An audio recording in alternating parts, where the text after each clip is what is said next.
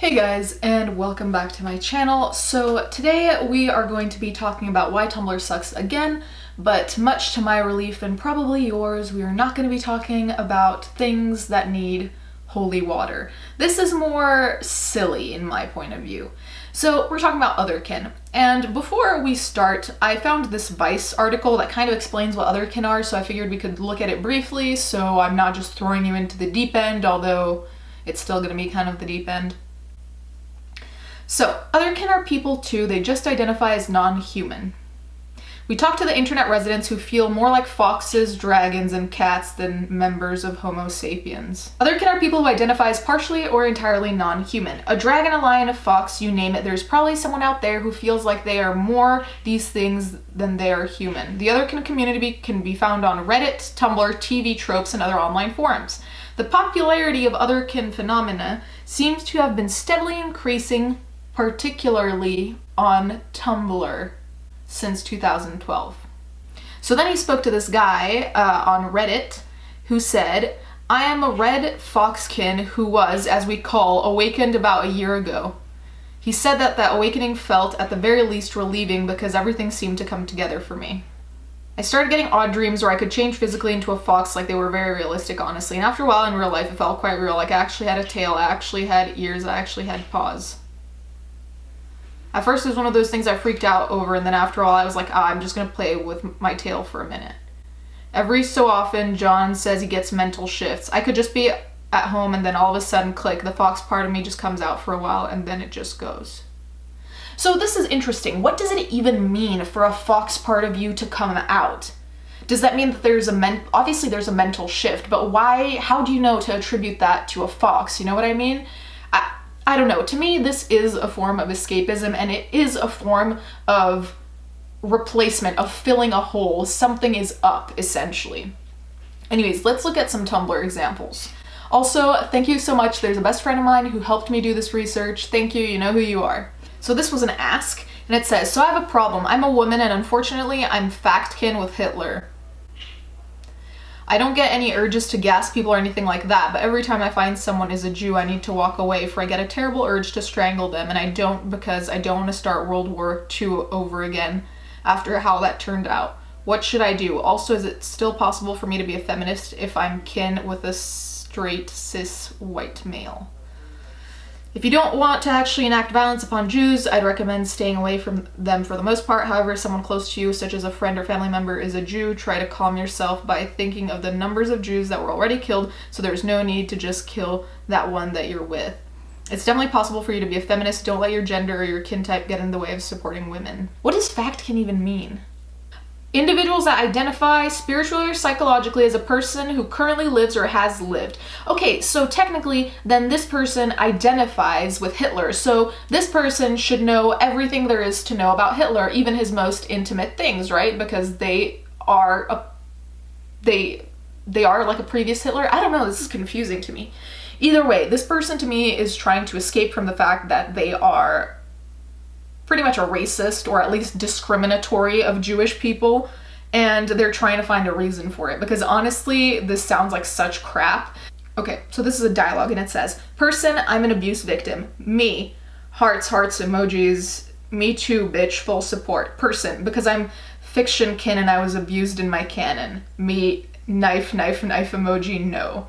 I completely agree with the person, like the me character, because obviously if you haven't actually been abused and someone in your previous life or whatever has been abused, that's obviously not the same thing, and it undermines people's experiences. Like, there are people who have been in cases of domestic violence, have been in abusive relationships for years and years and years, and you can't just say because like the character that you identify that's on TV got hit by someone, it's the same.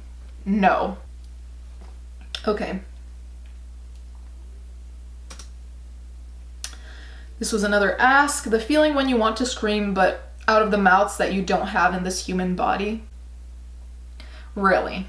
So maybe this feeling isn't that you want to scream out of a mouth that you don't have, but rather you feel like screaming and you're repressing it, or I don't know, 3 other million possibilities other than this crap. Honestly, I don't know how people can convince themselves that this is valid, because it's not. I'm really sorry to say it's not. There's nothing to back up that this is valid.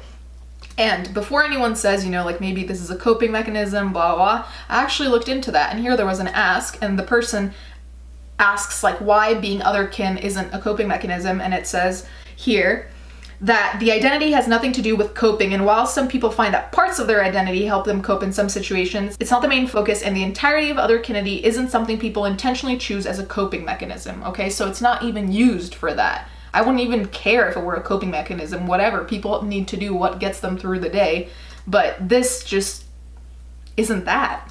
Here we have another one.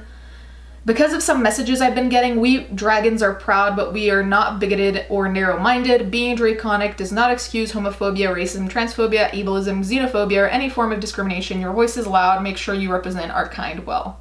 First, you're not part of any kind apart from human. Second of all, dragons wouldn't have belief systems like, oh yeah, fuck the homosexuals. Like, no, dragons wouldn't have any belief system to speak of, so I don't get why this is even being brought up. If you truly identified with a dragon, then wouldn't you, like, banish all belief systems and just be, like, animalistic? I don't get it.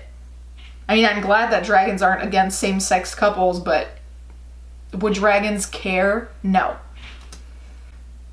This one is particularly disgusting. Drinking your own menstrual blood to get a taste of what your past demon vampire self enjoyed as a delicacy. Just otherkin things. You know I don't like saying this, and you know that I'm not religious, but if anyone needs Jesus, it's this person. I would suggest you find your closest church, exorcist, setting spray as holy water. I don't know, but this is new level fucked up. Like, drinking your own blood. First of all, ew. Second of all, your past demon vampire self. So that's interesting because it's the intersection of a demon and a vampire, which usually are two very separate things, but here it's put as like, you know, same thing, whatever. What happened to someone to make them get to this point?